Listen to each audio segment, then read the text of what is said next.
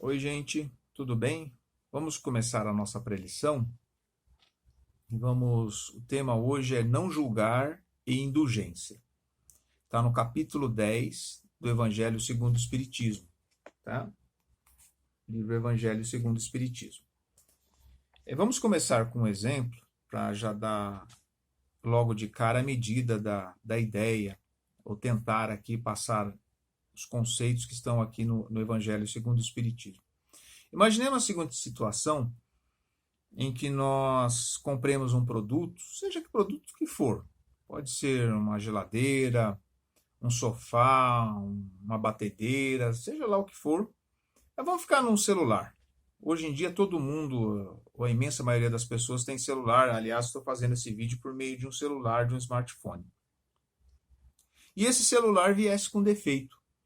A gente abre a caixa, vai ligar, vê que está com defeito. Por lei, temos a garantia, né, do produto. Então a gente pode levar na assistência técnica para ele ser consertado ou pedir a troca do produto e, em último caso, pedir até a devolução do dinheiro. Mas vamos supor que a gente ficasse tão desgostoso com isso, tão frustrado, que a gente surgisse uma raiva tão grande em nós que resolvêssemos entrar com um processo pedindo não só a solução do nosso problema ali, mas também o fechamento da fábrica de celular. O fechamento da Motorola, da Samsung, da Nokia, sei lá, de uma dessas fábricas de celulares, que foi a que a gente comprou o celular. Só essa ideia, que eu acabei de dizer aqui, só essa afirmação já soa absurda. Toda fábrica, por mais competente que seja, sempre algum produto sai com defeito. Não tem sentido, por conta do defeito do produto, você fechar uma fábrica, fechar várias vagas de emprego, de uma organização que gera riquezas, maior por conta de algo menor que é só um produto que estava com defeito. E por que eu chamei a atenção disso? Porque muitas das vezes é o que a gente faz com o nosso próximo. Por conta de alguma atitude do nosso próximo, nós queremos o fechamento do próximo, ou a anulação dele, né? Que é o julgamento que fazemos, muitas vezes o julgamento descaridoso da pessoa. Jesus diz aqui, ó, não julgueis para não serdes julgados.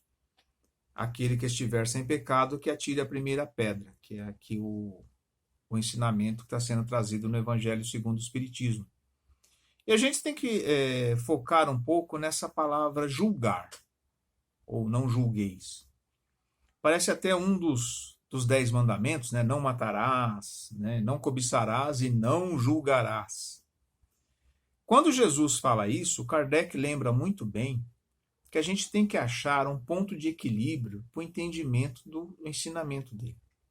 Porque não julgar, ou melhor, o verbo julgar, ele tem dois sentidos principais. O primeiro é sentenciar, condenar ou absolver, dar uma sentença dentro de uma situação. Normalmente, sentenciar só cabe a um juiz fazer isso. Um juiz, a pessoa aqui no Brasil é quem presta o concurso, vira juiz, e aí ele pode sentenciar o caso que é colocado a ele. Isso é uma conotação, um sentido. O outro sentido do verbo, da palavra julgar, é você ter um conceito perante algo, ou ter uma opinião. Isso todos nós temos. Então como é que fica não julgar? Será que Jesus está falando para a gente não ter opinião? Não está correto isso. O próprio Kardec, ele lembra muito bem isso. Não é assim, não é isso que Jesus quis falar. Nós temos direito a ter opinião, mesmo porque a gente está tendo opinião toda hora. A gente pode não externar, mas o simples fato da gente ver uma situação, a gente emite uma opinião. Nós julgamos toda hora. Até Jesus a gente julga. Porque quando a gente analisa Jesus, a gente avalia e emite um conceito, emite uma opinião sobre ele. Uma opinião interna. Algo da nossa. Fazemos uma avaliação do mestre para justamente poder chamá-lo de mestre. Porque a gente passou a ter, dentro do cristianismo, quem é cristão, um conceito de que o Cristo é bom e é ele que devemos seguir. A partir de então, começamos a chamá-lo de mestre. Porque se a gente não tiver esse conceito, não vamos chamar de mestre. Então, o julgamento a gente faz toda hora. Eu faço toda hora. Então, o que Jesus está querendo falar? Não julgueis. Como não julgar se a gente julga toda hora? Tem uma medida certa, tem um ponto certo, um ponto de equilíbrio. Lembra um pouco até a deusa que está aqui, ó, a deusa da justiça, que ela tem uma balança. Deusa da justiça, ou na versão grega, a deusa Temis, né? A balança significa equilíbrio. E a gente tem que usar o máximo de equilíbrio possível até para entender esse ensinamento de Jesus. Não julgueis. O que ele quer dizer com isso? Traduzindo de uma forma bem simples, ele quer dizer o seguinte: não julgue de uma forma incompleta. É isso que ele está falando. Procure olhar o todo. Não fique preso apenas à atitude e ao resultado que a atitude da pessoa teve. Abra mais o teu entendimento.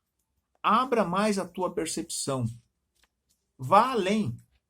Procure ver o móvel interior daquela pessoa, as dificuldades dela, o grau evolutivo que aquela pessoa tem, o grau de consciência dela diante de determinada situação, o direito de livre-arbítrio e, principalmente, olhar passado, presente e futuro, ou seja, começo, meio e fim. A gente não conhece o histórico reencarnatório da pessoa antes dela vir a este mundo. O momento atual dela, a gente não consegue ver tudo, só Deus consegue. E o futuro? O futuro a Deus pertence. E Deus não anula os seus filhos. A gente tem uma dificuldade imensa de separar a pessoa da conduta. E é isso que Jesus fazia muito bem. Ele separava a pessoa da conduta, ou seja, a centelha divina, a alma imortal, filha de Deus, da atitude que ela está tendo naquele momento. Nós podemos, sim, julgar a atitude, julgar a situação, até para combater o mal. Mas a pessoa, o ser humano, nunca será anulado por Deus. Não existe isso. Ele sempre existirá. É filho de Deus, assim como nós. Sempre seremos filhos de Deus, somos eternos de acordo com a vontade do Pai. Então aquela atitude vai passar, mas a pessoa não. Então não julgueis significa o seguinte: não julgue de uma forma incompleta, veja o todo, veja a pessoa, veja o ser humano e veja as atitudes daquela pessoa. Veja e avalie as atitudes, se elas são boas ou são ruins. Olha o que o Kardec fala aqui, ó. A censura de conduta alheia não pode...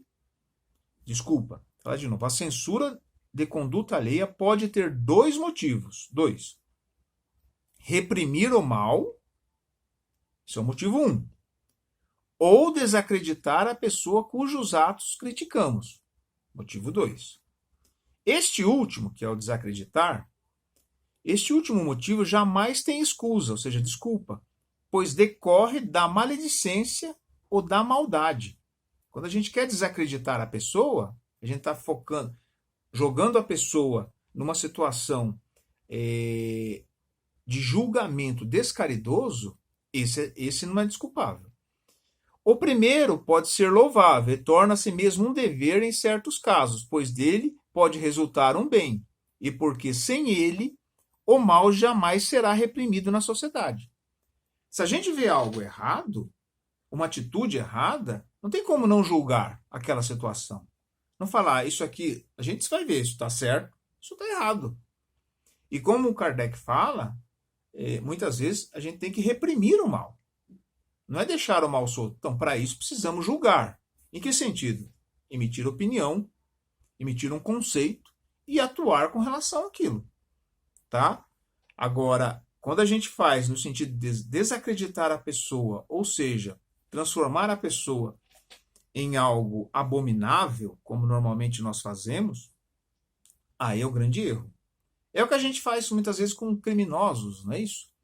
A gente, determinados tipos de crimes, a gente vê pessoas falando assim, esse fulano é um monstro, merece morrer. O que a gente está querendo dizer com isso? A gente está querendo dizer que a pessoa deve ser anulada, deve ser extinta, não só da face da terra, como da existência. E Deus não anula ninguém. Existe a pessoa equivocada, existe a atitude dela. Tá? A atitude vai passar, por pior que seja, mas a pessoa continuará. E da indulgência? Vamos falar um pouquinho da indulgência que está aqui, que também é de suma importância. Eles falam que é um sentimento muito nobre, os espíritos. Temos aqui o espírito José, João, e eles aprofundam bem nessa questão da indulgência. E o que significa indulgência? Indulgência é a capacidade de desculpar. Simples, gente, é a capacidade de desculpar. Coloquemos na mente o seguinte: todo ser humano, não existe um neste mundo, tem um direito inalienável. O primeiro direito de qualquer ser humano é o direito à vida. Depois vem vários outros, né, na Declaração Universal dos Direitos do Homem. Mas um deles, que a gente muitas das vezes esquece, é o direito que o ser humano tem de errar. Todo ser humano tem direito de errar. E mesmo de forma consciente, quando ele pratica o mal de forma deliberada. É o direito de errar, é o livre-arbítrio. Foi dado por Deus a nós o direito de errar. Ninguém aqui é perfeito. Às vezes a gente erra de forma que a gente não percebe e de forma deliberada. Então a indulgência é a capacidade que a gente tem de desculpar o erro da pessoa. Claro que não desculpar, em muitos casos até perdoar. Claro que isso não significa que devamos aceitar o erro daquela pessoa, tá? Não é porque a pessoa está errando que eu sou obrigado a conviver com aquilo e deixar a coisa rolar. Em alguns casos até não vou fazer nada, mas em outras situações eu vou fazer como diz o Kardec, reprimir o mal. Não vou aceitar. Para encerrar, trouxe uma historinha aqui do livro Almas em Desfile, do Chico Xavier e Valdo Vieira. O espírito é Hilário Silva, tá? Vou ler aqui rapidinho essa história para elucidar bem essa questão da gente saber distinguir as situações. Está no capítulo 20 aqui, prisão ou absolvição. À porta do fórum, juiz Carmo Neto dizia ao advogado Luiz Soeiro, tá? Você poderá, sem dúvida, funcionar na defesa, mas na condição de juiz e de espírita, o juiz era espírita, mais experiente, não posso compreender a maneira pela qual você observa o caso. O réu é homicida e ladrão, abateu o próprio tio para roubar. Não sou a favor da pena de morte, nem posso aprovar a prisão perpétua. Deus nos livre de semelhantes flagelos. Mas entendo que esses delinquentes são enfermos do espírito, requisitando segregação. Alguns anos de escola e de tratamento reajustam os doentes dessa espécie. Não podemos libertar loucos furiosos. A própria lei divina nos concede na reencarnação os meios precisos de reajuste. Contudo, o advogado espírita, recentemente chegado à doutrina, observava, os dois eram espíritas, tanto o juiz como o advogado. Doutor, mesmo assim, defendê-lo-ei gratuitamente com todas as minhas forças, acreditando servir à caridade. Não concordo absolutamente com prisão de ninguém. O advogado não concorda com a prisão de ninguém. Aprecio a sua atitude, volveu o magistrado. Como espírita, igualmente não aprovo a cadeia, o castigo, a violência. Mas os delinquentes de grandes crimes são doentes perigosos que precisamos apartar da sociedade para adequada assistência. Chegada a hora do julgamento, o doutor Luiz Soeiro falou com tanta emotividade e eloquência, com tanto carinho e amor fraterno, que o réu foi absolvido por unanimidade, isso pelo júri, né? O feito foi comemorado festivamente. Decorridas algumas semanas, o advogado e a esposa desembarcaram alta noite em cidade próxima, de visita a familiares. Caminhavam na rua deserta quando um desconhecido avança sobre a senhora indefesa.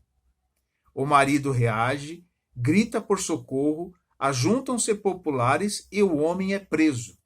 Foi então que o Dr. Luiz Soeiro verificou, espantado, que o assaltante era o cliente para o qual havia conseguido a liberdade. Olha aqui, gente.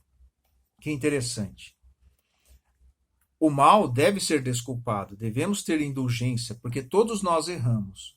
Mas há certas atitudes, certas pessoas que estão vinculadas ao mal, que se deixarem elas continuarem nas atitudes delas, isso será prejudicial à sociedade. Isso acontece aqui no nosso mundo, acontece no plano espiritual. Então devemos julgar sim, mas de uma forma completa, de uma forma amorosa, com bom senso, com equilíbrio, tá? Claro que o julgamento perfeito, 100% perfeito, só Deus o tem. Mas temos que ter os nossos conceitos do que é certo e do que é errado, mas sempre com amor e sempre considerando a alma filha de Deus que habita às vezes o corpo de uma pessoa equivocada naquele momento. Obrigado, que a paz de Jesus esteja conosco.